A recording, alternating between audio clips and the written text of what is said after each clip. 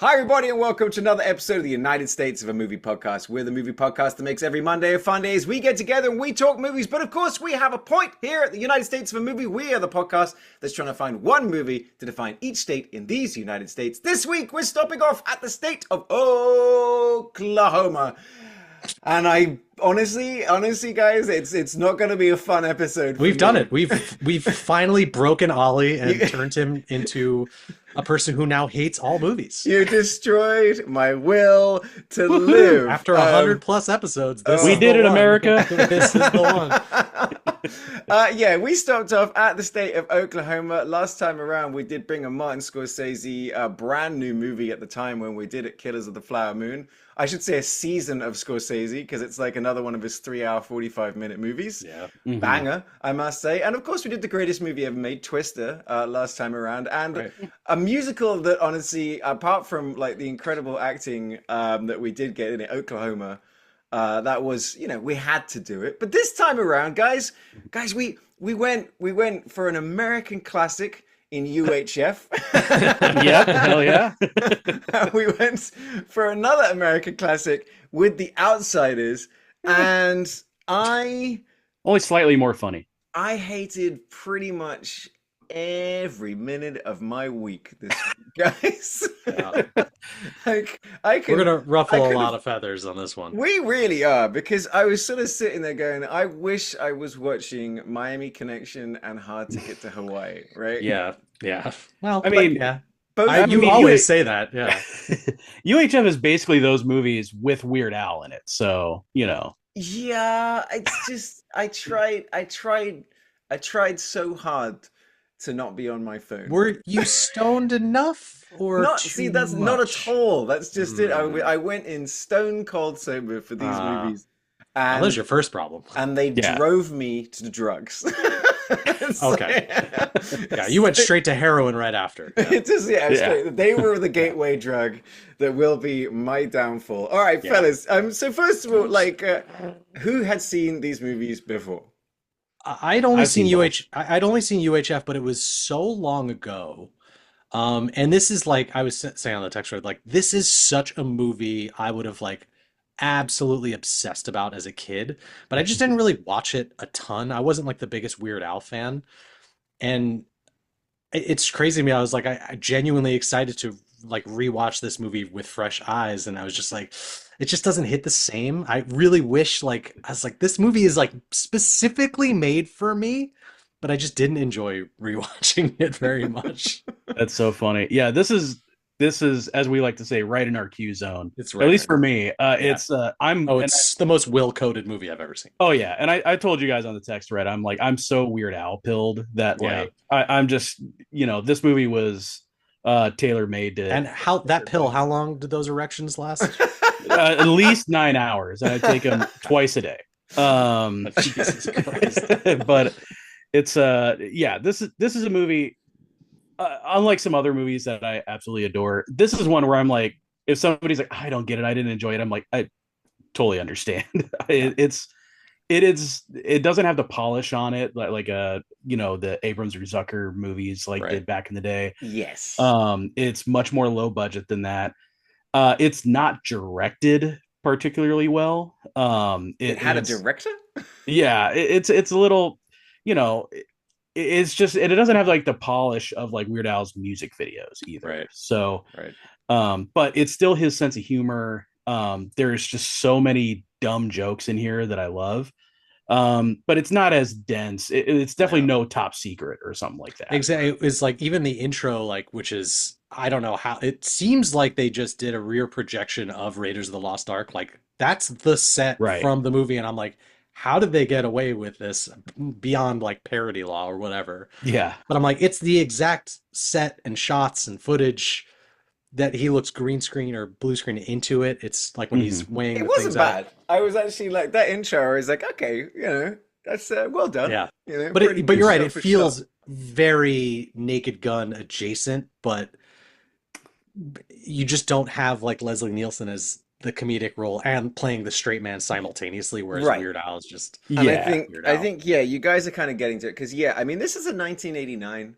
And look, I was raised on the Naked Guns. I was raised Mhm. on Hot Shots. I was Yeah. raised on all of these, like the airplanes and the classic, just kind of spoofy, silly, Mhm. have some fun kind of like movies. And the movie started, and I'm like, okay, yeah, right, I might be up for this. But it's just kind of like you guys saying, like, one of the most glaring bits for me is like they didn't have any budget for the soundtrack or the score, so it's just somebody on like a synthesizer just doing Yeah. stuff.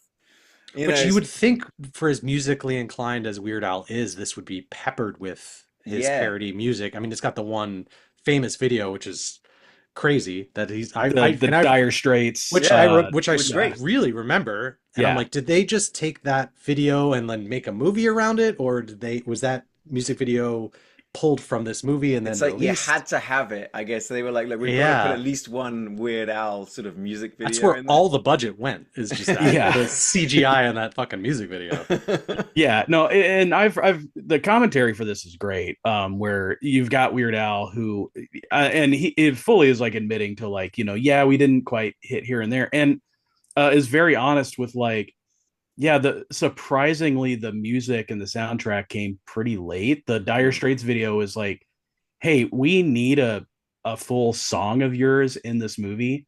And I don't know how music rights work or something, but I don't think they could have used something. I think they either couldn't use his back catalog, or Uh, they're like, we need to sell this as a unique soundtrack, so you need at least one new song.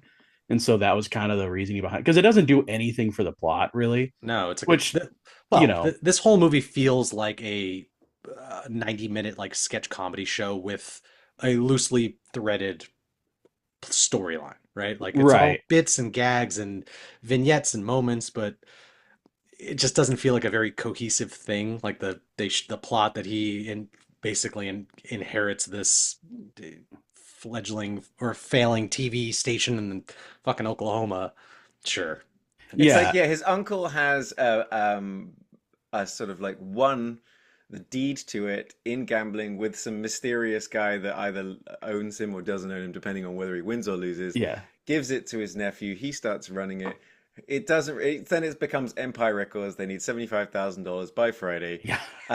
But yeah, I mean, this thing is that like it doesn't really matter. Like the plot in this really doesn't matter. It's because you're No. right. Because sometimes it is, oh, we actually have a plot, and then other times it's like we're just coming up with funny little skits that we can do. Yeah. Other times he's just living in his imagination, enabling them to do, these moments, like, Yeah. the like I said, the opening Indiana Jones, and then we get the later on the Rambo 2 with, I have to be Yeah. honest, a very, very impressive muscle suit Yeah. thing. Well, that's no suit. That's He worked out so long to He's get just that committed, suit. yeah. freaking Yeah. ripped. But all Yeah. it was doing then is just reminding me that it's not Hot Shots Part 2. It's exactly. reminding Yeah. me that it's just Yeah. not all these movies that do it better because they've got a Charlie Sheen or they've got a Frank Drebin or they've got an actual Yeah. sort of like He's soundtrack. you need like in a movie with that's this silly, you need like a straight man, like you Yeah. need that kind of like to feel that from the audience perspective. Like this is a movie that's best served watching it in clips on YouTube versus just committing to 90 minutes Yeah, and watching it. you're right because when Weird Al would just his sort of setting is being Weird Al or being really he'll go crazy or Yeah. he's banging his head against the thing or whatever. The only time that worked as funny was when he left the voicemail for his girlfriend, Yeah. whose character is completely irrelevant in this movie. She turns up at the beginning, she kind of sees some stuff and then comes in at the end and we Yeah. get like, yay. But like, Yeah.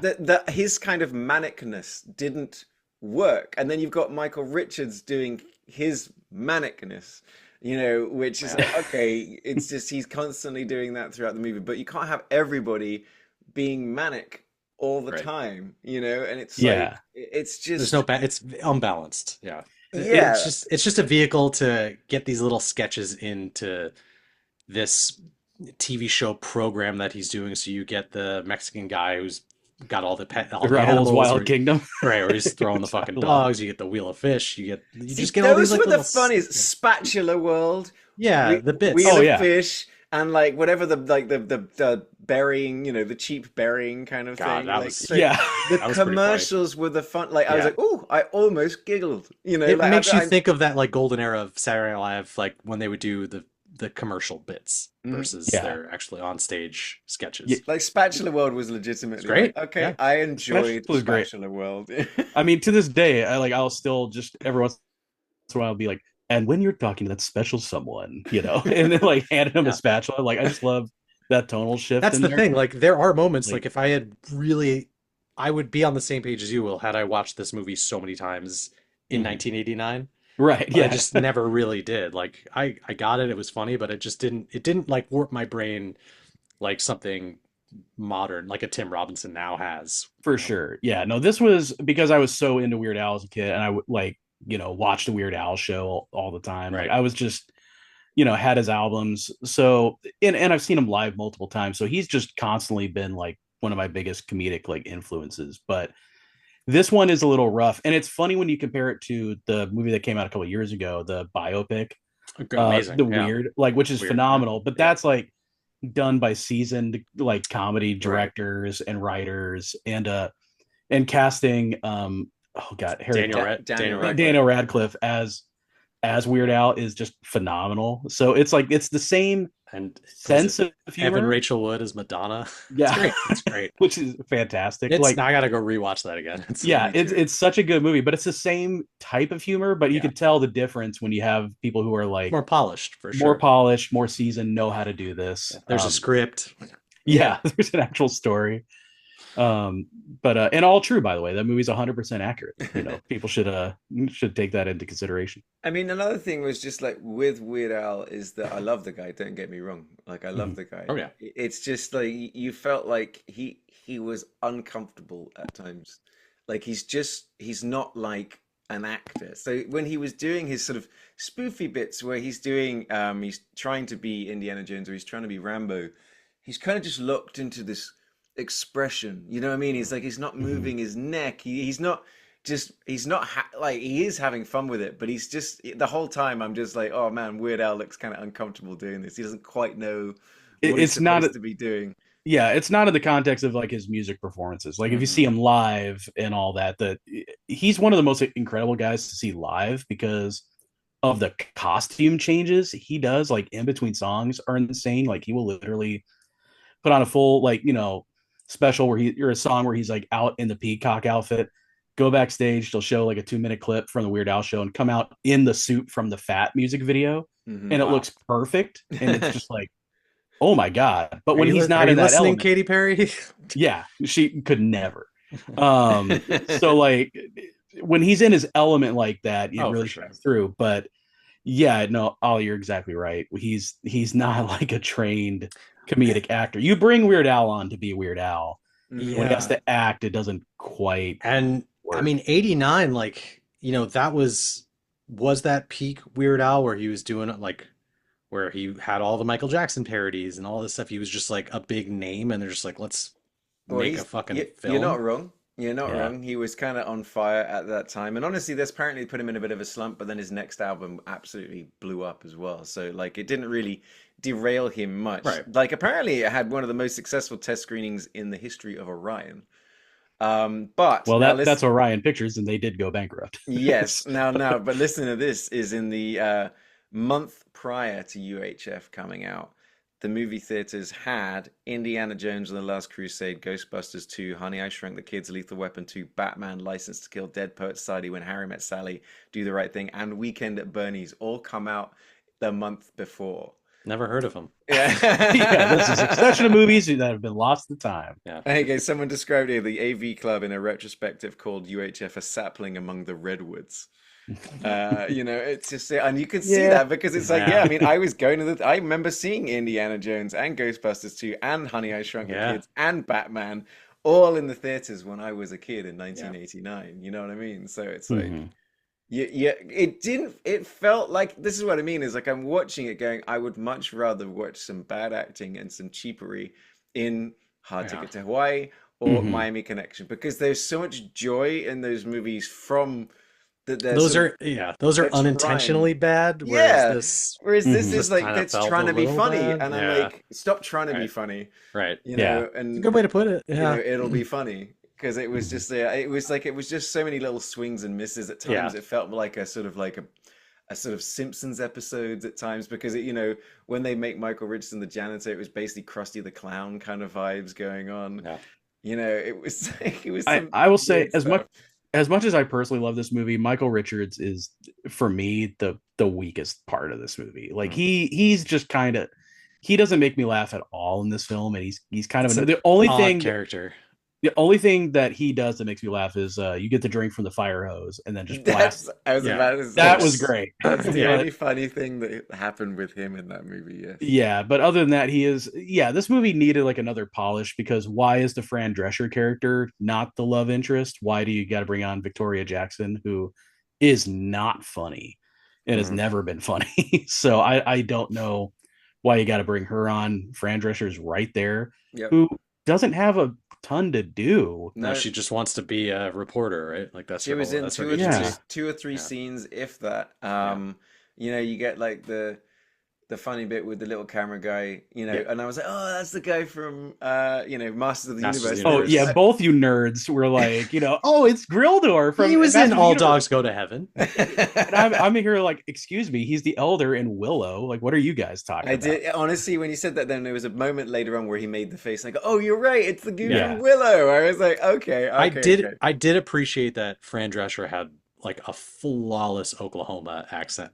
Yeah, just man, born and raised, they say. Okay, and this was actually interesting because primary filming began in Tulsa in 1988 because executive producer Gary Fredrickson had earlier finished shooting The Outsiders in Oklahoma and found the ease and cost of it. So it's got the same executive producer for both of these movies. I just picture Francis on set at UHF just dropping by just to see what's this UHF movie it's all the talk of the town, and he shows up and just gets into a fist fight with Weird Al or something. I don't know. Oh, there we go. That's the movie. But I think now we found Ollie's arch nemesis is the producer of this movie. Ollie's currently searching for that man to fight him. Once again, the overlap. Just how do we do it? I do love the fact that that yes, 5 years after the sort of making of The Outside, he's like, guys, I know the perfect place to make this movie, and I'm like, this is gonna be amazing.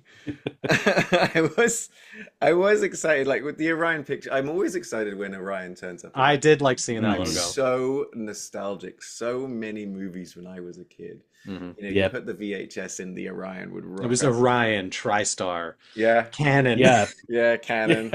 Hell yeah.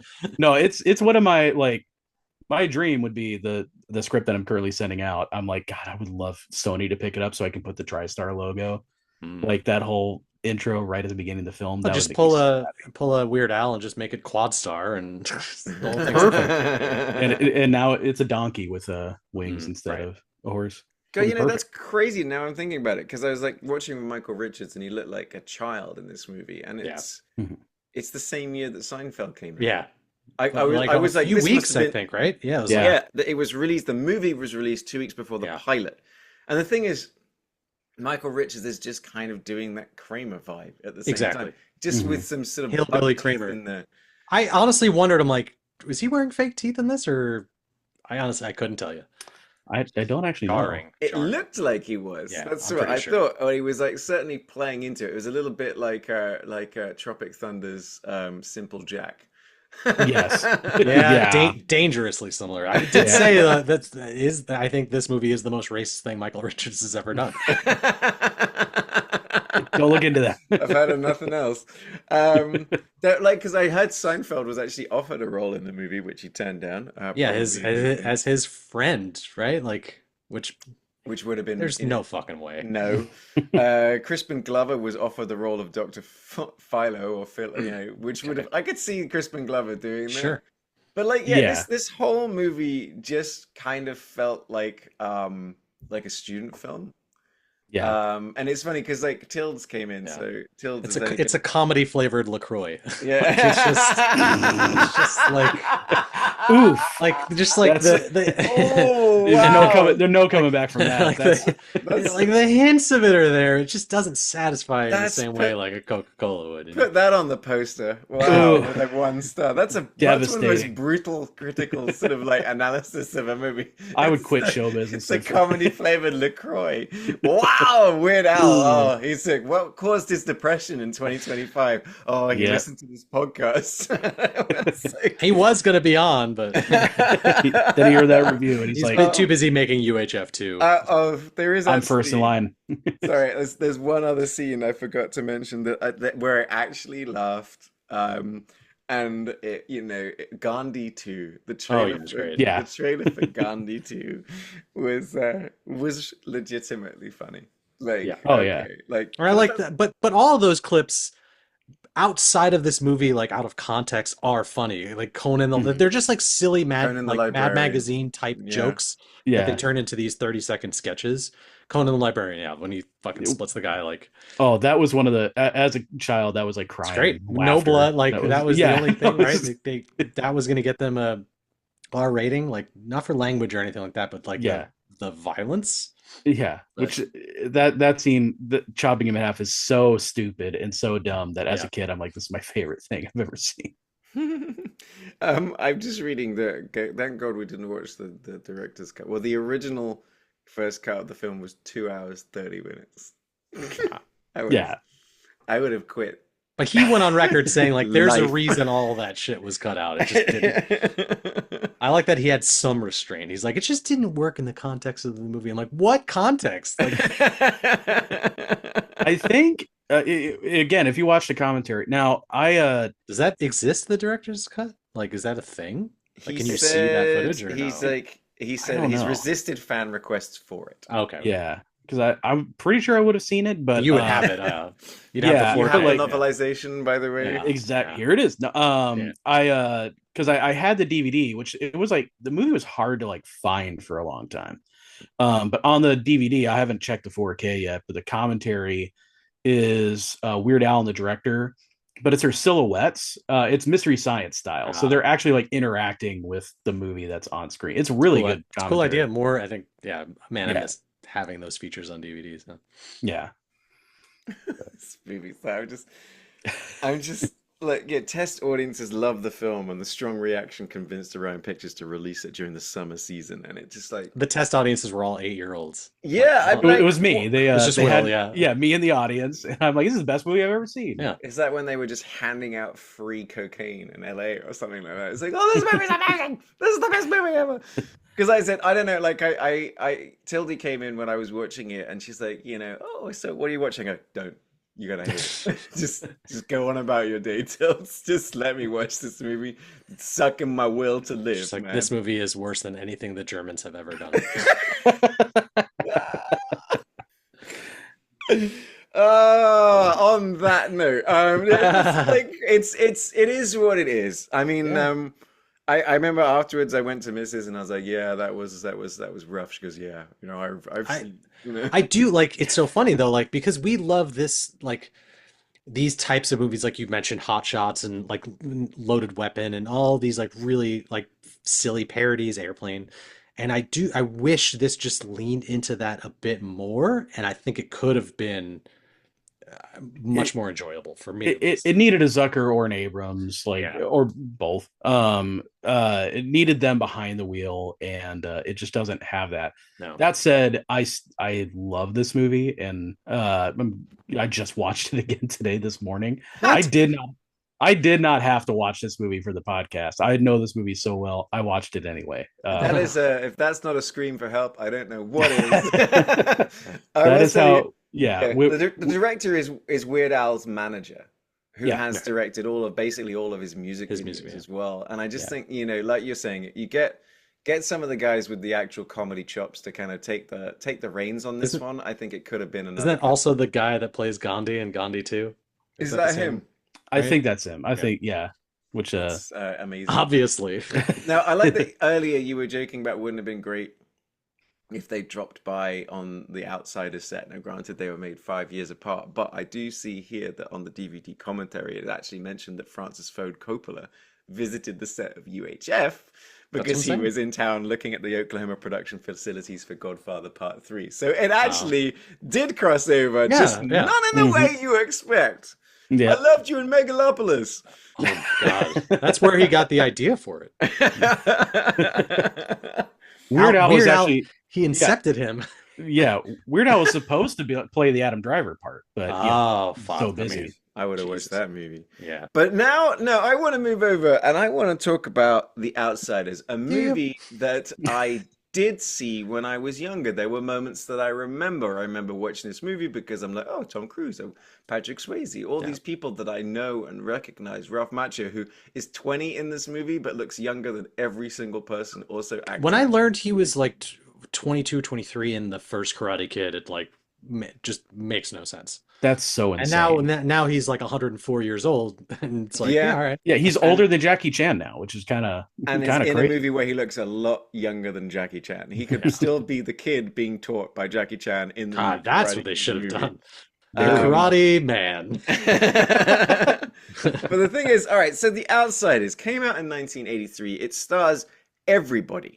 I mean, it's just got the absolutely most insane cast of, like I was saying, Patrick Swayze and Tom Cruise and Rob Lowe and C. Thomas Howell and Ralph Macchio and Emilio Estevez and Matt Dillon and Diane Lane. On. And Diane Lane. Yeah. Famously from Streets of Fire. Yeah. Absolutely. Very, very famously, for good reason, from Streets of Fire. Mm-hmm. It's based off the 1967 movie written by S.E. Hinton, which is, and I know this is from my own children's experience, that all of you in America, you're forced to read it. At gunpoint, you are made to read this story in school. I think if you were saying that even to this day, this book sells how much a year? It sells about 500,000 copies a year. 2 schools exclusively, I'm pretty sure. Sure. But it's it's one of those books that everyone in America, it's like To Kill a Mockingbird or any of that. Like, you're in school in America, you have to read this book, or you have to get into a rumble with the socials. Like, that's your 2 choices in public school.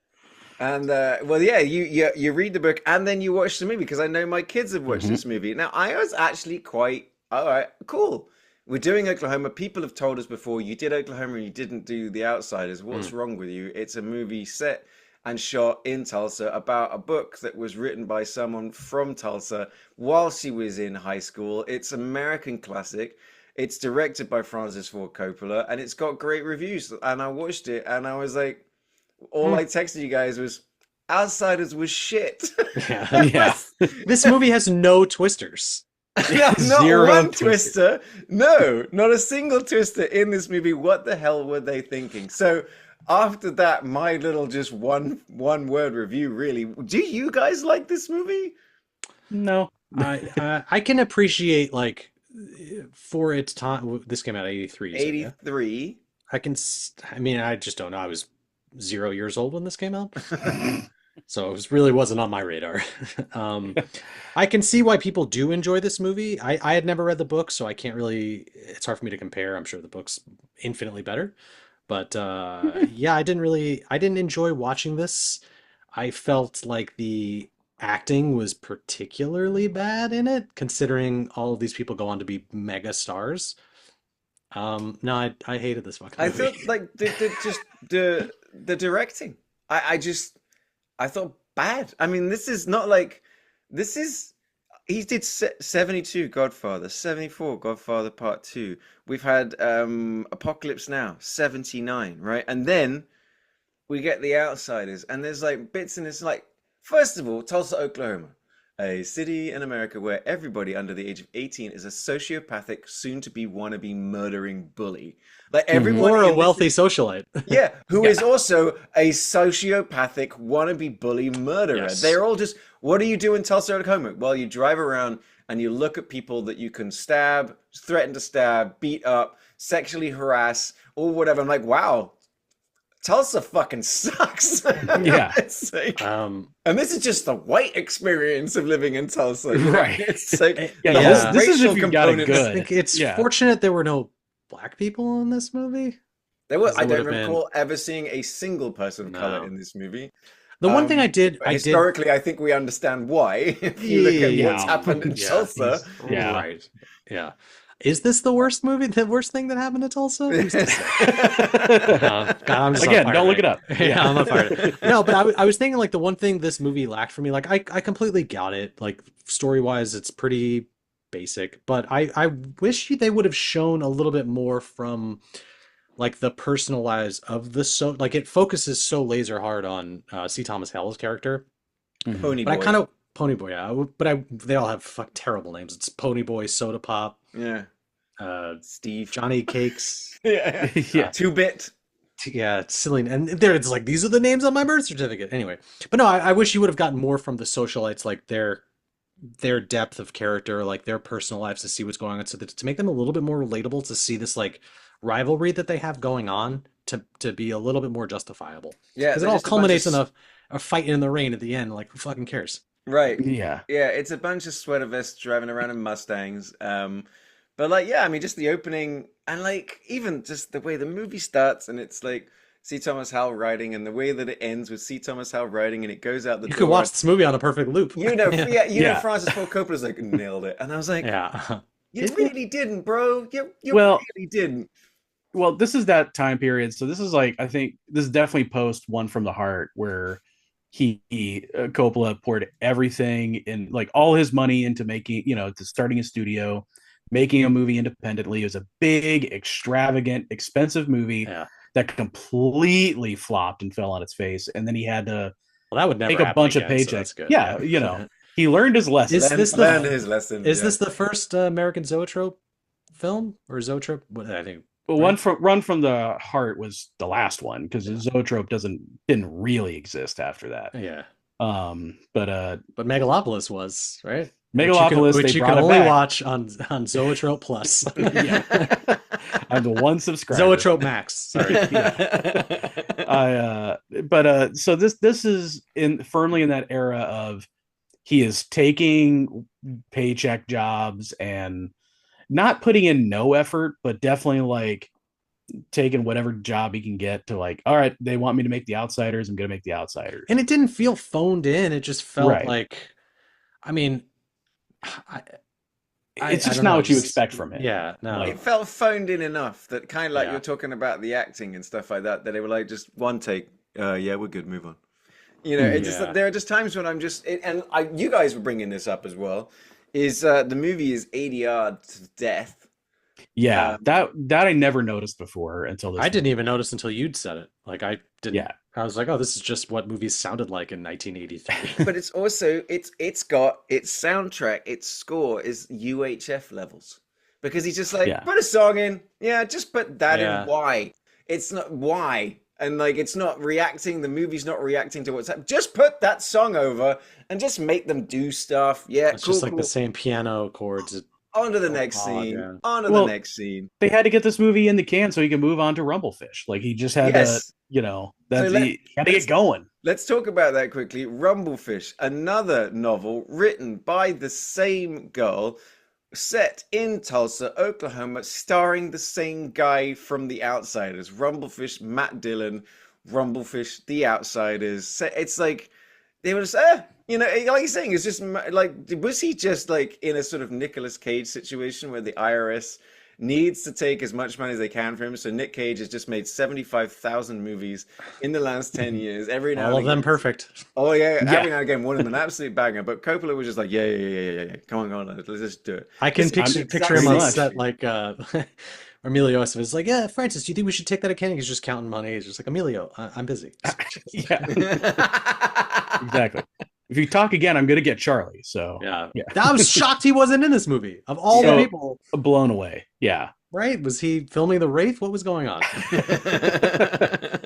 a much better movie. But apparently, this mean, is like the screen debut of Rob Lowe and Emilio Estevez, I believe. So it's their sort of like first time out. And I was like, like I said, weirdly, like everything Rob Lowe does, he just walks around with his shoulders up, and he's got this kind of concerned look on his face the whole time. And then sometimes he's just like strangely homoerotic in a way of like just that The he's opening just, scene of them cuddling was yeah, I was just deeply like, upsetting that's to me. strange. I Just know they're like, brothers. but like that's aggressive, like aggressively sort of just what are we Yeah. doing here? Mhm. And like it said like Written by Patrick a Swayze. 16-year-old girl, you say, huh? Yeah. Yeah, okay. But like Patrick Swayze, like you know, the casting of it all just seems a bit back to front and upside down in a way because so Mhm. many of these guys barely get used. Matt No. Dillon, like he's walking and he's like he does this overly exaggerated strut to what he's doing. And like everyone's making wild sort of choices. I mean, even to the point of like Ponyboy reading the note from Ralph Macchio I after hated it he read, with and their two fading yeah, faces. and like, and it's just Ralph Macchio at the side, just giving like dramatic reading of this thing, and then Coppola's like, you know what we need to do? Crash zoom on his face, crash zoom Yeah, on I his was face, shocked. fade Yeah. out, and I'm like, Oof. I was like, fuck you, you know. By Yeah. that point, I was just like, I was already over the movie, but I'm like, on, come on, I, man. I knew you'd appreciate that one. I was just that was it. That was the straw that broke the camel's back. That was it for me. I'm Yeah. trying, like I said, I'm trying to like this movie, but I'm just genuinely like I'm shitting all over this American classic. It But felt guys, it was like bad. I felt like I was watching like a school play, like a high Yes, school play rendition of a better film. there you go. Right. It's like that really viral sort of that high school play where they did Alien. I would rather Yeah. have watched the video of that being shot from the crowd than the yeah. That's exactly you've just nailed it. It's like a bunch of high schoolers remade The Outsiders. Right. You know, and it was like it's From a shot memory. for shot Yeah. remake. Yeah. Yeah, and we only had enough budget for one take each, and it's like, Right. oh, go for it. I mean, honestly, Will, I mean, like, is there anything you like? Say something positive about this movie for We somebody. didn't I even mean, talk about the plot of this movie. who Oh cares? yeah. Yeah, the plot is Ralph Macchio stabs one of the kids to death who was attacking him. You hide out. There's a rumble later. It doesn't really matter. There's The kid Ralph Macchio dies in an unrelated. He and the main character Why was stab that at the church on kid. fire? and why was the abandoned church filled with children, and then Right. why was it on fire? Was it a You know, field trip that then I am because there was a Guys, fucking we're school gonna go on bus. a field trip to the abandoned church up in the mountain, and it's like, all It was right, that not the children. same church they were hiding out in? Yeah, was it Okay, so not? they were in that church. They leave to go get burgers. They come back. It's on fire, filled with children. Yes. Why? Why? I my memory now I could be wrong. It's been a while since I worked at a school and had to teach this book, but my memory of it is that they are unrelated like buildings in the like I think it's like an actual like regular function church in the book. Hmm. I don't think the two locations are related. I think in the movie they just combined them into one. But like I said, it's been a while since I've read this book, so I Yeah, don't quite remember. I could only surmise that it was like they took a field trip to talk about the history of this church. Somehow it caught fire, and then I guess go back to the church and are now trying to become heroes. They run into the church to save the children. Ralph Macchio gets fucking flat out like just crushed by burning debris. And Matt Dillon's like, no, it's cool, leave him. Like, we'll come Yeah. back for you. It's yeah, and then that later kills Ralph Macchio, unrelated to the rumble that happens later. So the rumble has no The rumble consequence. happens, they go back to tell him, and then he's like, my work here is done. Dead. Yeah. Um. Yeah. So Stay gold, it's not. bitch. So, yeah, something nice about it. Sophia Coppola's acting is actually pretty good in Oh it. my God. That's ironically she's the best actor in the movie. And strangely enough, she was wearing the same fake teeth that Michael Richards was wearing in UHF. That's where he got it from. They I saw just- this movie and they're like, I got the perfect choice for Godfather 3. I know who we're casting in the role. It's just Michael like, Richards? Ugh.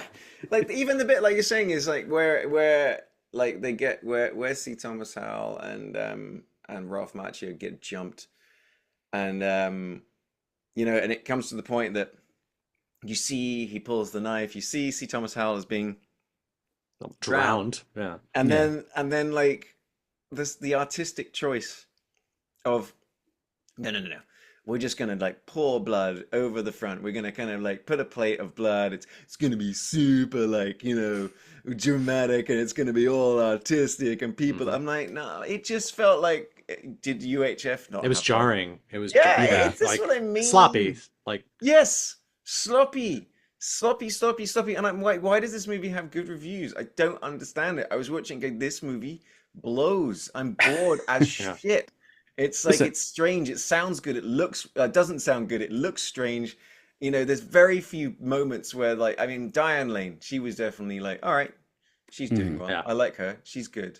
Hmm. And like, there's a couple of times, there's a bit where Emilio Estevez like, hey, I got a hat, and I was like, I bet that happened by accident. Where, yeah, Well, it like was. It was a exactly. camera operator's hat that got blown off by a fan. And they just like, Right. oh, just keep rolling. Just keep it in. That's what this whole movie feels like. Yeah. Just keep it in. I do. My favorite bit though is when they're all leaving to go to said Rumble. They run out of the front door, and Patrick Swayze like vaults over the Yeah. fence and does like a handstand. It's very And cool. no, like everyone's like, he just does that now? Yeah. Like that's how he always leaves. Like Fred Flintstone's the fuck out of there, flips over the thing. Yeah.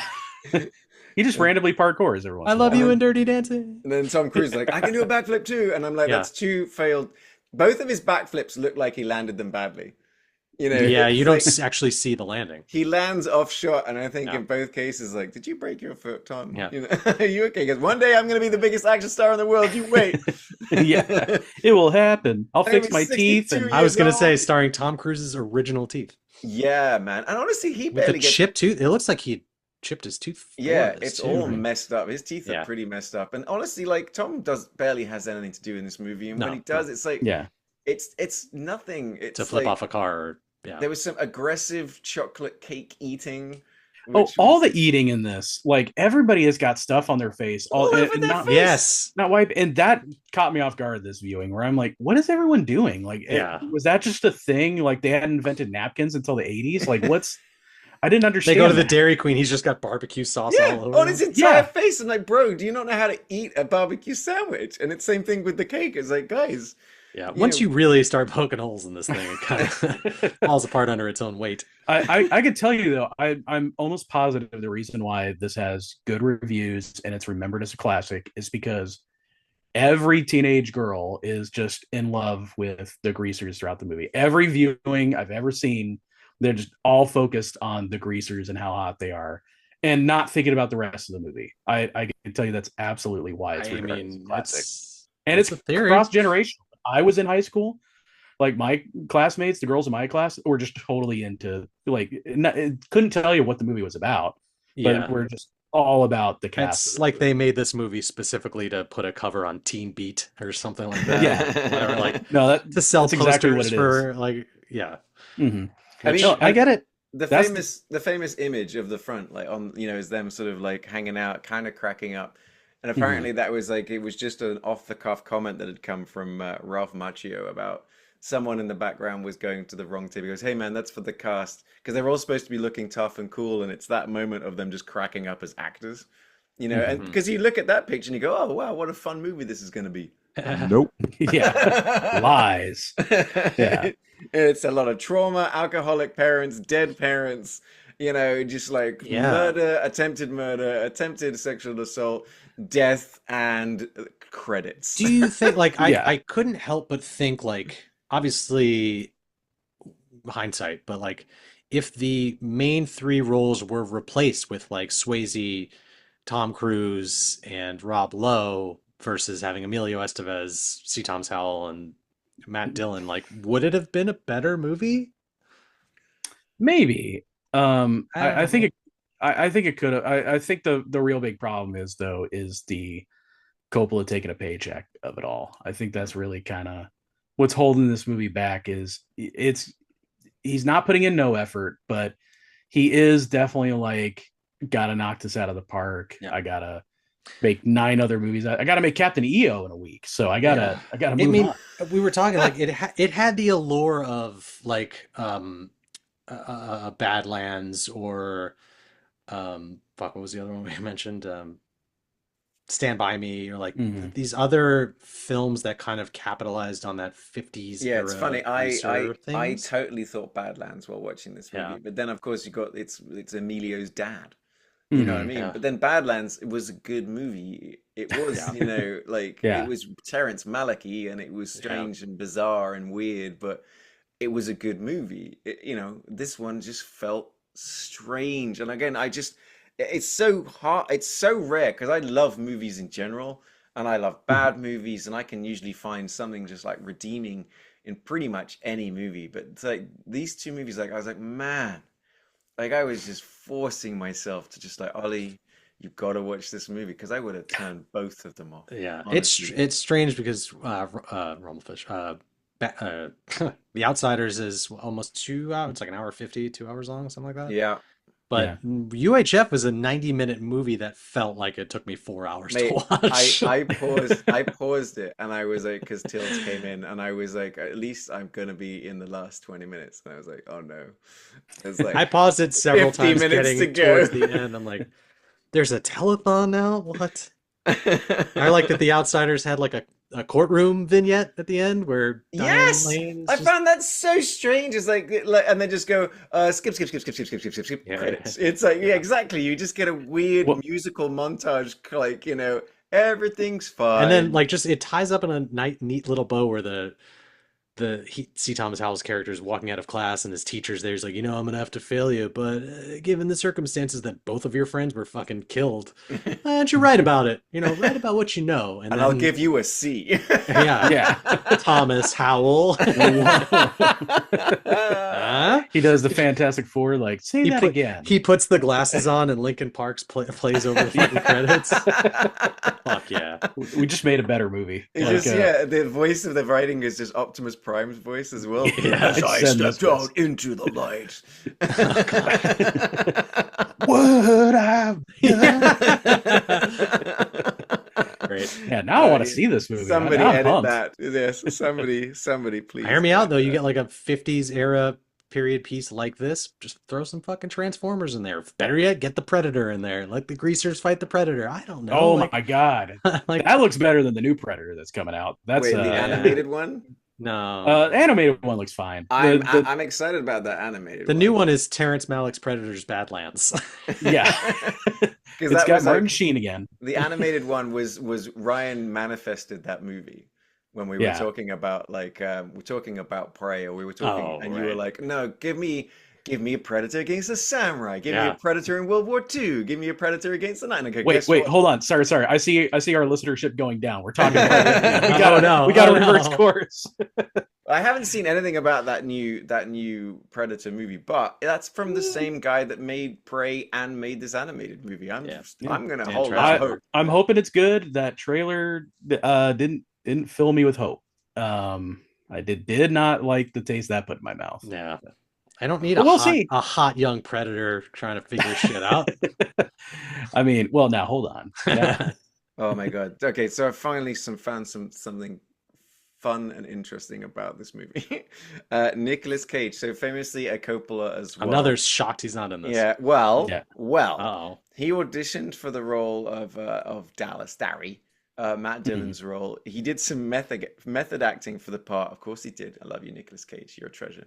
By locking himself in a room for 2 weeks, drinking beer and staring at a photograph of Charles Bronson, hoping that the physical mental attitude of playing a thug would rub off on him. Anyway, his uncle turned him down and told him to audition for the role of Two-Bit, and at that point, Cage was so fed up that he walked away. This movie needed Nicolas Cage. I'm sorry. In fact, Nicolas Cage playing every role a la Face hang Off. A real like clumps type scenario. I did throw out the nod like when they get back to the hospital and see Thomas Howell's like covered in fucking soot from saving all the children from this burning building. One of my It was like a precursor to his role in Soul Man. And there was honestly one of my man. favorite sort of random reveals of the movie is when like it's when he's had his haircut with a knife, and then they dye his hair, and it suddenly just revealed. I'm going, it is the funniest look as well, because he's just gonna got his hair. I'm like, dude, you look amazing. What was his goal? Because it's completely irrelevant. Like, to change his, it's not like they're not actively looking for him. He doesn't have a search party. He's not on the really on the lam. I mean, I guess they are, but to change him, like, dude, you just change your hair. You're still in this fucking town. Everyone knows you. Your name's fucking Pony Boy, dude. Yeah. It's just, let's do something to your hair that's going to really draw attention to you and make everybody stare at you. Perfect. He just becomes the character Hannah and just goes on a killing spree. Like, what's the goal here? I do know there is a cut. The 4K I rented. There is something called Outsiders, the complete novel. So I guess it's all the cut material, which I don't have the patience to watch that. So I'm just going to assume that has everything. Yeah, Coppola. Yeah, apparently it's because he was contacted over the years many times by teenagers who were like complaining about stuff that wasn't in the book, and so he kind of put together the complete novel. So yes, there is like, I don't even want to guess, 7 hours. So he had already shot all that stuff, and then there were certain things they just cut. So maybe he. Or maybe he didn't. Maybe his editor was just doing the work for him. I mean, it's one of those things. It's not a long book. I think the book is only like 150 pages. Like it's not long. So I can't imagine. Like, I remember seeing I've seen the book, read the book, seen the movie a few times. There's not like really too many things that I feel like they left out that matter. A little bit more with the Socs, where you get to know them a little bit more. That's what I was saying. Yeah, it felt like that didn't factor into the film at all. But even then, the book is purposefully from the Greasers' point of view, because the author was trying to engage. Greasers used to be like a real problem. They were the MS-13 of their day, for people who are wondering. So she wanted to make a book that's all from kind of their POV to humanize them. So, and I suppose it makes sense as well, because it's the story's being told from the perspective of Pony Boy trying to get his C. That's what this movie is really about. It's having to do an assignment last minute. This whole movie is a last minute high school assignment, and that is why it achieved exactly what it was doing. This movie is the definition of a C grade paper that was written at 1 o'clock in the morning the night before. And because I'm just trying to like piece, I watched this 2 days ago and I've completely eradicated it from my brain. But so they have this huge rumble. Something happens to Matt Dillon. They go to the hospital. Ralph Macchio's character dies. Why? Then he dies of a broken heart. It's like Padme. Pretty sure she died of being choked by the Force. The doctor said it was she just lost the will to live. I'm going with the medical doctor. So Matt Dillon goes on a bit of a crime spree. He goes on a spree because he's so cut up that that the kid died. So then he has a spiral of his own, goes and robs the store. In a Raising Arizona type of scene where he rips up some magazines. So now I'm picturing Nicolas Cage. Yeah. He gets shot 78 times. Yeah, I think it's made clear that there's no bullets in this gun, right? Because he's casually fires it at a doctor outside of the hospital. Well, that's the other gun. That was like his second one, because there was the revolver and there was. But even then, yes, you're right. It doesn't matter. But then he gets shot. Then he's on the lam. Then he's completely like massacred by like 85 cops in a very funny roll down the hill kind of shot. Stop resisting. Where they all just happen to be there. Yeah, exactly. Yeah. He keeps standing up. He doesn't. Yeah, the bullets are all. It's a very dramatic, overly dramatic death. He says, "Pony Boy, make sure you get Mendoza." Yeah, Mendoza. God, let's watch that next. Let's watch. I did have the funniest thing with the Mo thing that I sent you. He's like, he's reading. Yeah, it's my favorite meme. He's like, in that moment he stopped becoming Pony Boy and he became Pony Man. He became a Pony Man. Yeah. Seriously, this was hated it. This month sucked. As like, if we can get into like movies that we recommend people watch, I recommend you watch Hard Ticket to Hawaii. Twisters. I mean, that's the thing. Yeah, why didn't we do Twisters, man? We should have done Twisters. We couldn't see it in 40X, so like, what's the point? I could have come around to your place and I got the spray bottle. Yeah. Well, now I'm down. Haven't you seen our least successful short video? Me just sitting there getting squirted in the face with a random fluid that you don't know what it is. And I loved it. Look, guys, yeah, this month sucked balls. I'm gonna say it. So what are the movies we should have picked? What are they, Rumblefish. like? Yeah, Rumblefish. Hell no. All I'm knowing is that's We gonna almost picked them both. It's like, Oh good my God, God, yeah. I would have just like, I don't know, man. I would have just like become the president of I Hate Unless Francis unless Ford weird Coppola Club. unless Weird Al Yankovic makes Oklahoma 2.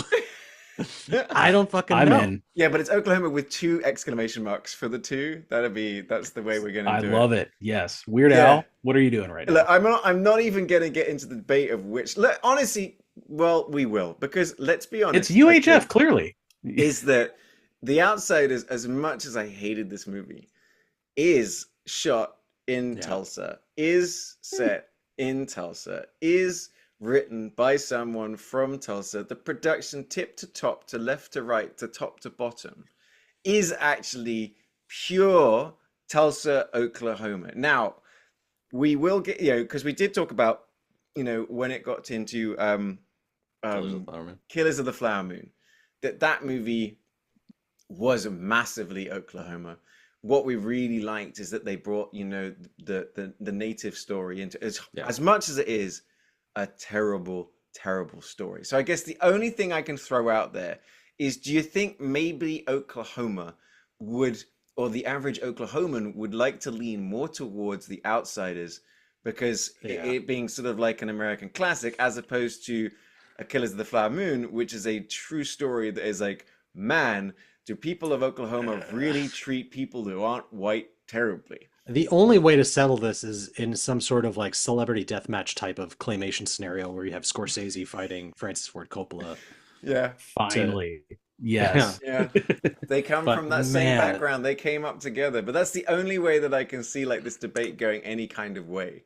Yeah, we should have picked Twisters. Yeah, we should have picked Twisters. Is because that would win. Go for it, Will.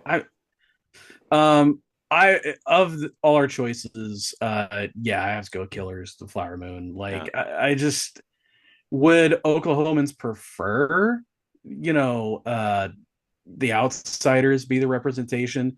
I guess it doesn't make them look any less homicidal. Yeah, exactly. Everyone else is still a dick. Right. I guess at that point I would question. I'd be like, "Oh, you picked the movie with all white people, huh? That's Right. that's the one you pick as your representation." Let's close the door, take it, set fire to both the movies. Killers of the Flower Moon is still the Oklahoma movie you should be watching. Honestly, it's time for a rewatch. I'd have to do it over a couple of days, to be honest, but I have been interested in revisiting that movie. But there are other movies that we could have picked, Twisters being one of them. Another one that I've actually heard from a bunch of people going, "What are you doing? Why didn't you pick it?" is The Grapes of Wrath. Yeah, it's the sequel to What's Eating Gilbert Grape. Yeah, the What's Eating Gilbert Grapes of Wrath. It's based off John Steinbeck's Pulitzer Prize winning movie. It's all, Great Depression, Dust Bowl, Okies kind of vibe. Though it is kind of like a road trip movie, apparently. It is then going sort of like California. So outside of that and Twisters, It's also in like another book you would be forced to read in school, right? Yeah. It's one of those. I've never been forced to read it, so I can't tell you if it's good or not. I know it's a long book. I think it's something like, last I checked, 82,000 pages, but what? So it's a huge book from what I remember. But I'm not looking forward to jumping into that one. There's a long list here, like, movies set in Oklahoma. Now, this is interesting because we did True Grit. We did the Coen Brothers True Grit, but we did it for another state because it does take part in another state, but a lot of it does take part in Oklahoma as well. So it does sort of offer both of them. I've never actually seen the John Wayne one. I know, Will, you love John Wayne. Oh, he's when you need a flabby guy to kind of slump through his lines. Yeah, I guess. We've done Oklahoma. We did another one, Hang 'em High. I mean, like, back in the day when that's a good one. Yeah, never seen it. Know nothing about it. Do love. I mean, honestly, I've never seen so many of the old Clint Eastwood. Like, I've never seen The Outlaw Josey Wales. Never seen The Good, the Bad, the Ugly. I've never seen For a Few Dollars More. I've never seen, any of those sort of like Pale Rider, never seen it. Hang 'em High, never seen it. So I'd have been up for it.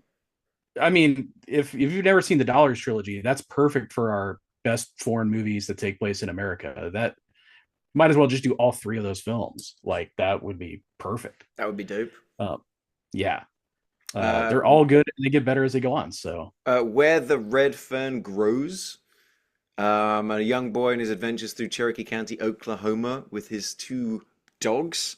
I'm assuming both of them are going to die of rabies at the end of it, or he's going to have to kill one of them. That sounds. Or like they eat him. That'd be fun. They both turn into twisters.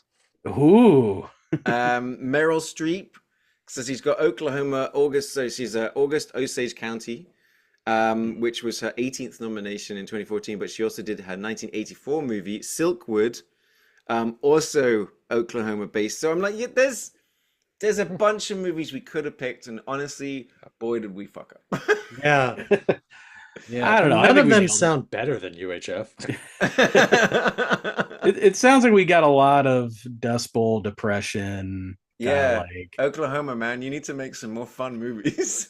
Yeah. Put out another crappy musical. At least then it's, fun to talk about. I don't know. Yeah.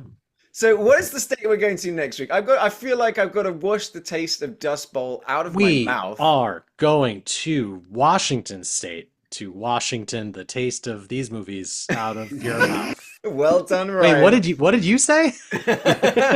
But what are the movies we picked, guys? Come on, bring it to. I need something better. I need some joy back in my life. Bring me some movies that we can have. Outsiders 2, going inside. Son of a bitch.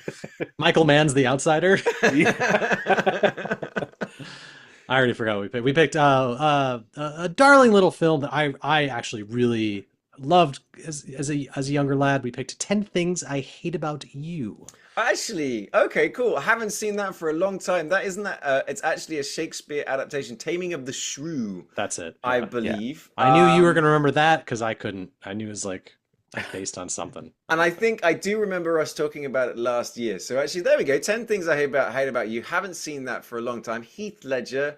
So we've got the Joker from The Dark Knight, and then we have Robin, right? From The Dark Knight Rises, all in this movie. Okay, Julia Stiles, right? Okay, cool. I'm in for this one. What's the other one? Larry Miller making his return on this podcast for the second time. As long as he's not doing that voice, I'm all. David Krumholtz, I believe. David Krumholtz, yeah. Mm-hmm. Who we've had on the show before. Who's perfectly Krumholian. That's a good one. Well done. And then we've got a movie. He's gonna hate this one. He's gonna be so mad. War Games. Yes. Ollie, you have nothing good to say about this movie, right? I've already seen. It's a whopper of a movie. Oh, mate, I know this. I love that movie. That movie is one of my favorite movies. And if you've ever read the book Ready Player One, the first, instead of it being a race, instead of being a race, the first challenge is to do the entire movie from the movie's perspective, word for word. And I'm like, I could have aced that. How can that be like fun for anyone to do or see? God, what an interesting book. So yes, okay, next month we are going to do War Games. If you want to know where you can watch that, it's in my movie collection because I've had that movie on VHS, recorded from TV VHS, DVD. I probably own it on Blu-ray. That movie is an absolute banger. 10 Things I Hate About You. I don't know. Let's do a little quick let's investigate with our non-sponsor. I believe it's on Disney Plus. Yeah, that sounds like it would be a Disney Plus movie, but why don't we diggity double check. By the way, just watch. Hey, contact us. We promote you I tried to look up how to get in touch with them, but they don't make it easy. So try and find them on Twitter. Yeah, they're on Disney Plus by the looks of it. So that'll be a good one. 10 Things I Hate About You. I'll take that one down later. And War Games is streaming 24 hours a day on the War Games network. If it's not, it should be. This movie, a real wargasm. You just got to plug into Ollie's head like in the Matrix, and you can just watch the movie that way.